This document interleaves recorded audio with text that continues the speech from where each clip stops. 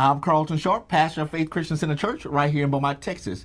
And we're here on what's happening in our neighborhood. And today my special guest is the mayor of the city of Beaumont, Mayor Becky Haynes. Welcome, Mayor. Thank you so much. Thanks for having me. Yes, indeed. We have a lot going on. We have a lot going on. We do. I mean, you've been having your feet to the fire.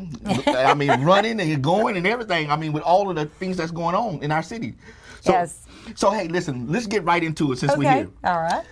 Tropical Storm Imelda. What a different kind of storm. They're all different. Yeah, I mean, we just came out of this 2 years ago. We did. Totally different type, though. I mean, everyone that I've been involved in have been different. And, you know, even the National Weather Service was saying that we were going to have a rain event. Basically, one that we would typically have 5 to 8, 10 inches max. Yeah. And then the sky fell. So nobody in the emergency management team had any idea that it was going to be like it was. Well, yeah, the emergency management team, we go off of our state, weather. We have the weather service that we work with. When we know that there's something in the Gulf, we'll start doing calls several days out. We weren't doing that because it wasn't coming. Yeah, just a little rain. I'm not a meteorologist and I'm not a weather person. However, I mean, they even just said it was not expected at all. So what was the biggest difference between this storm and Harvey? Well, Harvey, it was almost as bad. It just didn't last as long. Yeah. And so what happened with Harvey is it went over several days, and so it just stood and stood and stood over us. And so we were constantly dealing with it. But this one came on so fast. The saving grace was that it came on Wednesday evening. Yeah. Early Thursday morning. If it had been like when people were out and about more, it would have been even worse. Yeah. So, but it was just a downpour. And then the next day, it started draining off right away, where Harvey stayed for days. Right. But they were both rain events, without a doubt. And, we remember Rita was a wind event and Ike was a water event, but not a rainwater event, but a rising water event. So you have to respond to all of them differently. Now, another difference was that it did not impact the whole city like it did before. Exactly. Well, and with Harvey, we really didn't have as many homes in the city limits damaged as we did with Tropical Storm Imelda. In the city limits with Harvey, we had the north side, which is near Pine Street because of the water, and the Natchez River. And we had the northwest side, which is like on the other side of 105 and those neighborhoods over there. Next to the elevated canal. This one was, I guess the worst impact was right there at Washington and I-10. Correct. Mm-hmm. And I-10, same thing, was closed. I-10 looked like a river. And that was the worst impact. And then far west, Willow Creek and Amelia. Yeah. Which didn't really have much impact in Harvey. Some did, but not all. And so, someone said, but I saw one underpass and it was totally empty, and then I saw another one that was all the way to the top. It was just really in bands, and it was hard. I mean, I was out and about on that Wednesday night. I had an event that I went to, and I drove there not thinking anything about it. And when I came home at about 9:30, 10 o'clock that night, maybe 10:30, I don't remember, Lucas, people were starting to flood out already. Wow. And we had 7,300 calls on Wednesday evening into Thursday morning. 7,300 calls? 7,300 calls to help people that were either, for whatever reason, a lot. They were impacted by the storm. Yes, and so we ended up working with BISD, and we got the buses, and we started evacuating people. We're not a shelter city because of where we're located, especially when there are other storms in the Gulf. But we did decide, in this case, we have to open a shelter, and we immediately opened the Civic Center. So Mayor, many many people question what is your responsibility in the storm? You know, I mean, because a lot of stuff was going on, but what is the mayor's responsibility? Well, my responsibility always, whether it's a storm or any type of natural disaster, or if there's something that happens on the freeway that impacts people in a negative way or an emergency, the mayor is the emergency management director. Now, I don't have to make all those decisions. I have a great team of people, and I appoint an emergency management coordinator that does this day to day. And his name is Tim Oknichek. He's SWAT. He's a captain in the police department. He's does an excellent job.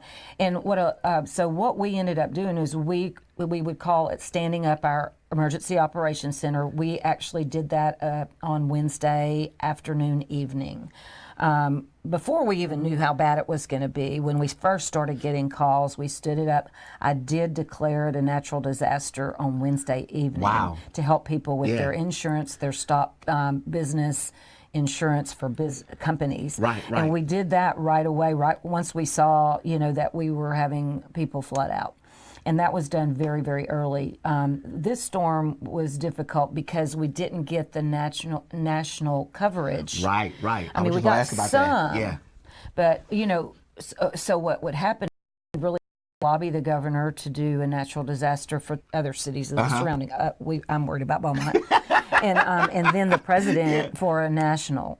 And because if we hadn't gotten that done, we wouldn't have FEMA. We wouldn't have the FEMA money that will be, and I'll talk about that in a minute. But so that was what was different, because it was quick. The next day, most of the roads were pretty clear. It was. By 11, 12, noonish Thursday, not all, but most of them were pretty clear. Where with Harvey, it stayed and stayed and stayed, so you had the national news coming in from all over the country.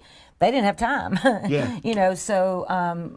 But honestly, that national news helps us, because it lets other people see, the governor, the president. Right. And but we did end up getting that done, so it's all okay. We were afraid that we weren't going to meet the criteria for a national disaster, because you have to have so much money, millions of dollars that will be spent. Now let's make it clear here that no system can handle that much water that fast. It's not possible. And if it was, if the technology was there, it would cost so much money. Our taxes would be, you can't do it. And the thing is, a lot of people think that the city does the drainage, but we work with Drainage District 6. So any road or any drainage that we do is really through DD6. We don't really do the drainage. Now, you might remember the Calder project, which was a FEMA project to take 1,000 homes and businesses out of the flood zone. We did do that more so because that FEMA came in and helped us with that, and that was a $65 million project. Wow. And so that was probably the largest that they've ever granted. And then that helps the whole city, because Calder goes all the way through. Yep. And so we were hoping that we could get something like that for this, but I mean, really and truly, it has to be an existing street, and we're working on Washington right now. Right, and that didn't help it either. It did not, because that was the exact place where we're working. Which was the hardest hit. So now let's talk about FEMA. And the FEMA declaration. Okay, so the city of Beaumont did a disaster declaration on Wednesday evening of the storm, and before midnight, and we got the one from the governor maybe several days later, and then the president maybe a week later, and maybe 10 days. And so what happens is then that starts all the balls rolling. Right. And so for our citizens here, I want to clarify something, because there's been some misconception.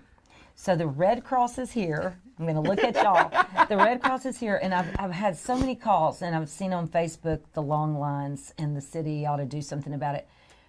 We aren't in charge of the Red Cross now, but they are working, I think, as fast as they can. So what happened is they had some different sites here locally before last week, and then there was a big event at the Civic Center on Saturday. Right. The line went all the way around. The city, the only way we were involved in that was we donated the facility. space. Yeah. So we were not in charge of that. That was the Southeast Texas Disaster Relief. Okay. And then the Red Cross was there. So there were so many people going into the Red Cross, and there was a lot of misconception about what you had to do to qualify. And so now, through tomorrow, we did give the Central Community Center at Central Park. Okay. Over there at 4th and Stagg, is it Yeah, Stagg? Stagg, But Central Park area. We gave them that building, and they have been there from 10 to 7 every day, starting last Sunday, I believe. Monday at the latest. Okay. But anyway, they're there through tomorrow. Okay. That's not the city, that's the Red Cross. Red Cross. And something important to know for our citizens is that what I'm understanding, you don't qualify unless you got 18 inches or more into your home. Yeah. Which, that's a lot. But that's their criteria. But the city doesn't. The city doesn't put that criteria on. We do not. Right. And so the next step that we're working on, that I really worked a lot on yesterday, is to get a disaster recovery center like we had for Harvey. Okay. And that was if you remember, that was at Gateway Shopping Center. Yes. And so we have to find a place for it, and that location's not available, but I think we've got a place. I don't want to announce it yet because I don't want any confusion in case it doesn't happen. Right. But we will be hearing that in the next day or two. Okay.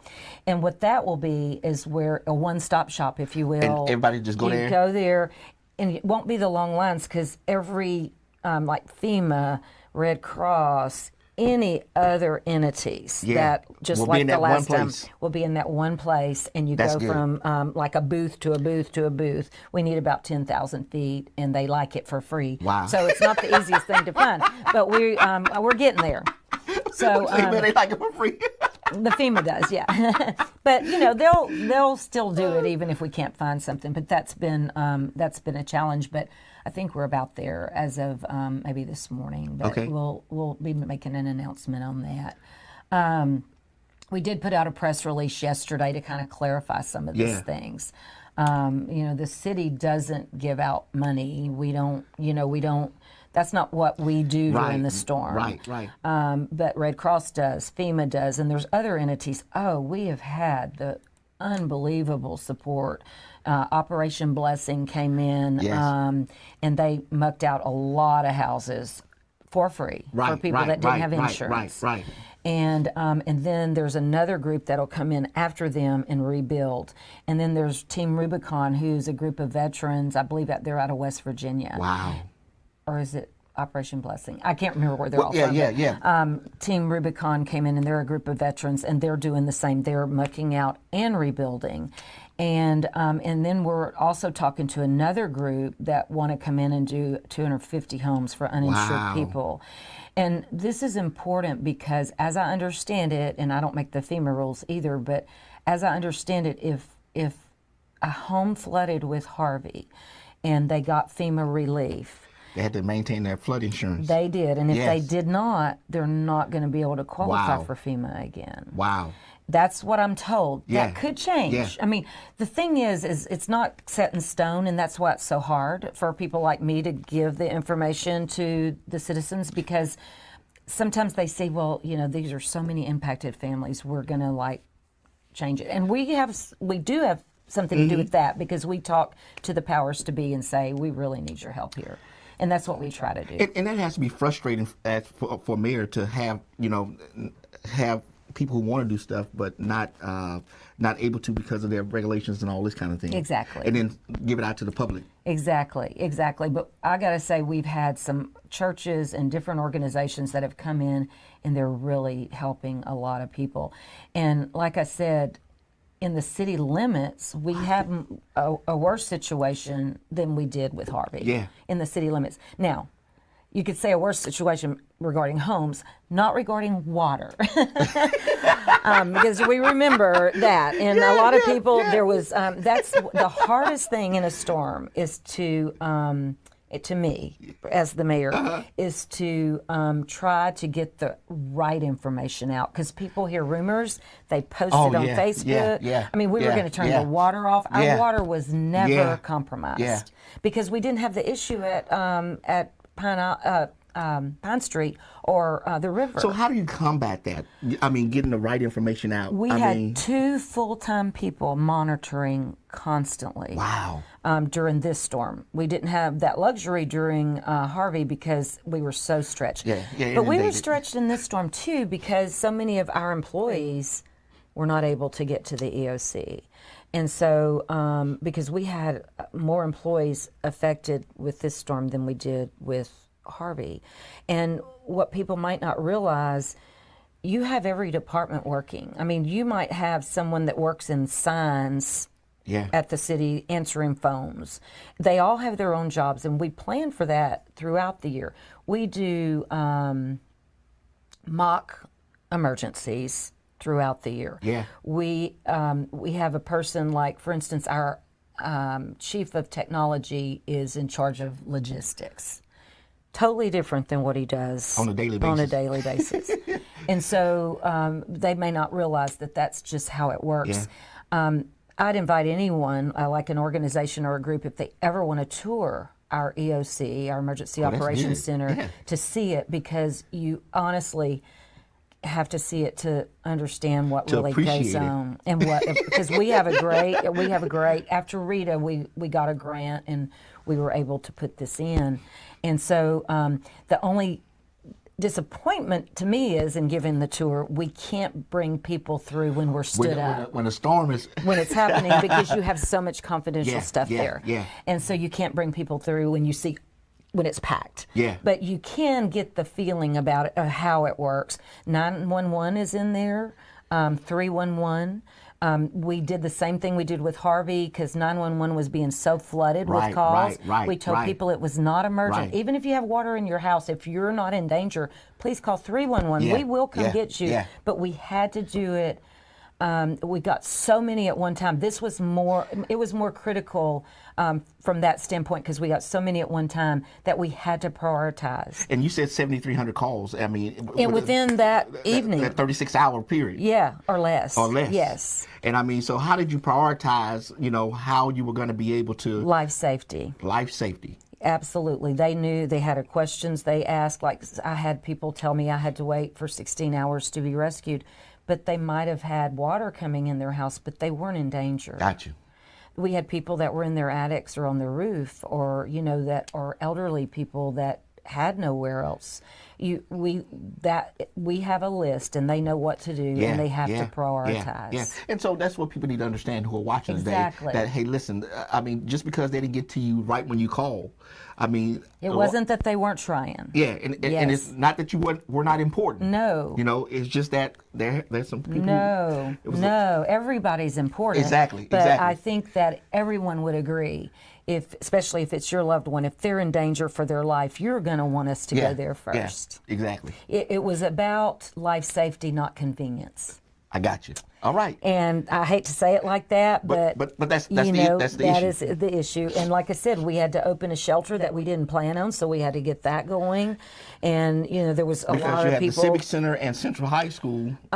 Yes, Central was done later, and so. But the Civic Center we did that night. Yes. And we had, Red Cross couldn't get there. So we were actually running a shelter, and that's not what we do. but we, I mean, so it might not have been perfect at the very beginning, because you have to set up food and all kinds of things. Oh, man, yeah. I understand, because we were involved in that. It was busy at the EOC in those days. Okay, Mel, well, let's get past Imelda. Boy, let's hope we never have to do it again. That's it. I just want to make sure I didn't forget to tell anybody anything, because, and also let me just say this, that we have been working on mitigation plans since Harvey. It's not like we just said, oh, heck, we got another one coming. And we were working on mitigation plans for our water, like when people were saying, are we going to lose our water again? That got on all over Facebook. And it wasn't even close. We did have one sewer pump go down, but it was only for a couple of hours. I don't even think anyone was really affected. It was just because we can withstand that for just one. Right. But it came right back up, and but other than that, we actually didn't have any issues. Now we have a lot of facilities that were damaged. Okay. So it wasn't just the homes, but we had probably, I think, 10 facilities. Wow, throughout the city? Like our facilities, like the police department basement and different things like that we're having to work with too. So we're kind of in the same boat, so to speak, as some of the people we have trying to recover. Areas. Yes.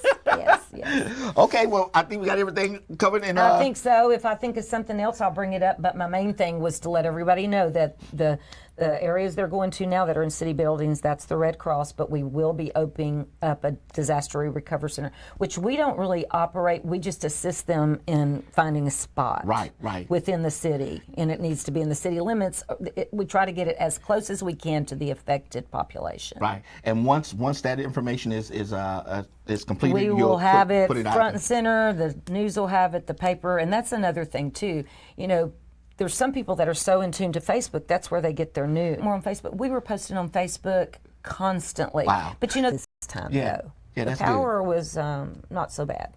Not like Harvey. Yeah, great. Yeah. Okay. So we threw in a tropical storm Imelda. Now let's get to the fiscal year 2020 budget. Yes, we just, our fiscal year runs from October 1st through September 30th every year. So we just approved a new budget, 1920. It's the 2020 fiscal year. And I'm happy to say even though we have a lot of issues to deal with, our tax rate is going to stay the same. We're not going to raise the tax rate. Praise the Lord. Yeah. Yes, got it. Now, that's done. That's done. Not going to happen. Not going to happen. So, So let's dispel that rumor that we're raising our taxes. We're not raising our taxes. If your property value went up, that's good for you because that's more money in your bank. But it's good if you're going to sell it. Yeah. So if the property value went up, which is, city doesn't do that, that's the appraisal district, but if it did, then your taxes could go up dollar-wise because your house or wherever it is, increased in value. Now this year our budget is $283 million. 289 is our expected expenditures for 2020. So that's about a 6-7% increase from over last year. I think last year was 265. I think it ended up, that was our. See, you have to think we're doing projected now. Okay. But the 2019 ended up being more. Oh, okay. Because some of it was because of Harvey sales taxes. Sales taxes are our biggest source of revenue. A lot of people think it's their taxes that they pay for their homes or their businesses. That's not the case. 33% of our revenue comes from our sales taxes. And that's good to know that your property taxes are included, your sales tax are included, what the city call utility funds are included, the gross receipts and charges and services, and a whole bunch of other things that goes into that budget. There's some different, like water and trash, they have their own funds, and they're the ones that, we hope pay for themselves. Right. And most of the time they do. But we have to keep managing that to make sure that they do. But the others, we know that the quality of life things we put in, like tennis courts or golf courses or event centers, and if the different events we do, like Oktoberfest and those. Right. What is it, Juneteenth that we do at the park? Those are not going to pay for themselves. We know that. So we have to make sure that our funds that can pay for themselves do. Now, the property tax increase. Now, this is some good news for Beaumont. Increased by 2.5%, but most of that was because of new home constructions. Yes, the property values. Yes. The tax rate is what the cities do, and so if the values go up, like what you're talking about, which they did, then some people will pay more, but it's not that we raised the rate. Right. Yeah. Okay. Yeah. Now, I also noticed that there is a 5% increase in the water and sewer rates for this year. And that's exactly what I'm talking about. Those are the funds that need to pay for themselves. Gotcha. And so, yes, we did do, and if that's what you say, I don't have it in front of me. I was on the city's website. Okay. Yeah, everybody, you find all the information you want to know, go on the city website. That's right. It's there. It is, and you can spin off on the Facebook pages for, police, fire, all of them. All of them. Everything's in there. So we did, because we hadn't for I think it's 4 or 5 years, had not raised it, and we really need to keep that fund, healthy. Right. However, one of the things too that we did is as not to raise the tax rate because our fund balance, which is like our savings account, our rainy day account, was high enough that we could balance our budget by taking some of that out because it was high enough. And that's why you try to keep that healthy. Yeah. The other reason you try to keep that healthy is for things like we're talking about, Imelda, Harvey, Ike. If we didn't have that money in the bank, we could not come back as quickly. We would have to wait on FEMA reimbursements and all that. We're still getting reimbursements from FEMA with Ike. Wow. Now, is it mandated by our charter that we have a certain amount, a percentage in our rainy day fund? It is a policy, and it's 20%. Okay. And we are probably going into Imelda, we were probably closer to 30. Okay.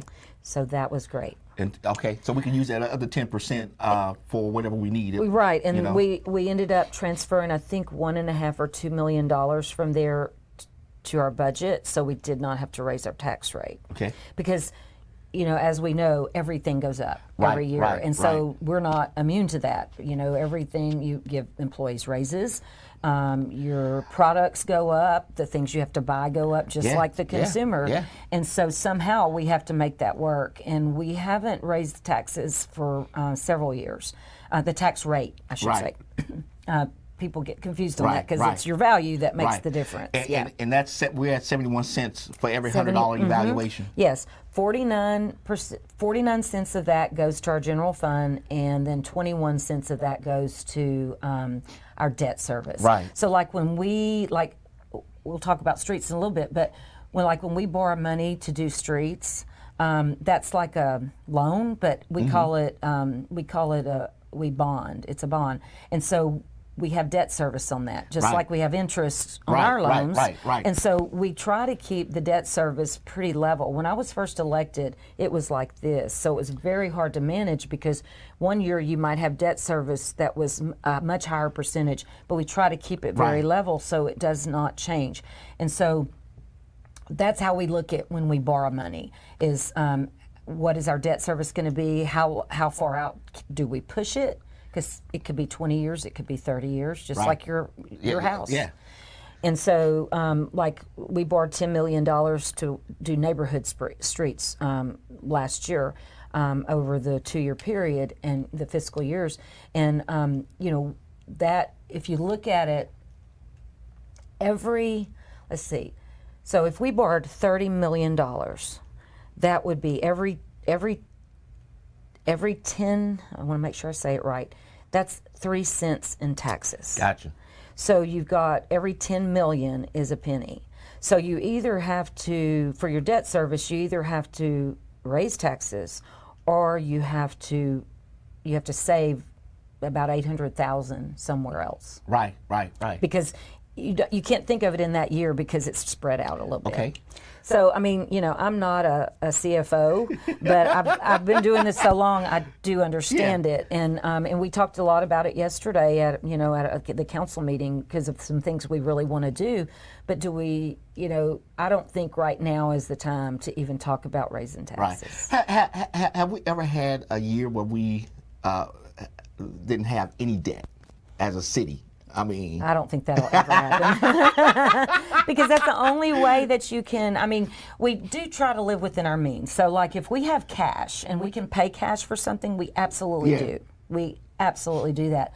But to do long-range planning, and we could spend $1 billion and not be able to do all our streets. I got kind of criticized in the campaign because I simply would spend more in the older areas, but that doesn't mean we ignore the newer areas. Yeah. Because, we have to balance keeping what we have in good shape and growing. Because of all the industry that's coming in, we have to prepare for that. Now, another thing people don't understand is how the city government works, okay? You have the citizens of Beaumont who elect the government officials, the 7 council people. And then the city council has 3 direct reports. 4 direct reports. The city manager, the city clerk, the city attorney, and the municipal court judge, the chief municipal court judge. And that's it. You can't go into a department and say, well, look, I want you to spend money like this. I'm not saying no council members ever do that, but they should not, per city charter. but people need to understand that. Yeah, I can't just go to the police chief and say, you need to do this. Well, honestly, the city manager can't even do that. With police and fire, they're different. They're civil service. Right. So the chiefs have to make decisions regarding their personnel, not even the city manager. Now, the city manager could go into public works and do that. Right. But not the civil service. But I say that because when you're dealing with the budget, you just can't say as a mayor, I want to spend $10 million here, $10 million there. As a council, we give that directive. Right, so we do, what the council does is we do the planning and we say we want to spend $10 million and they need to find a way to do it.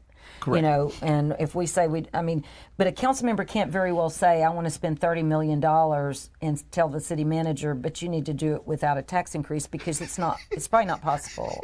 Now, if you bring it out through several years and you've got debt falling off. Right.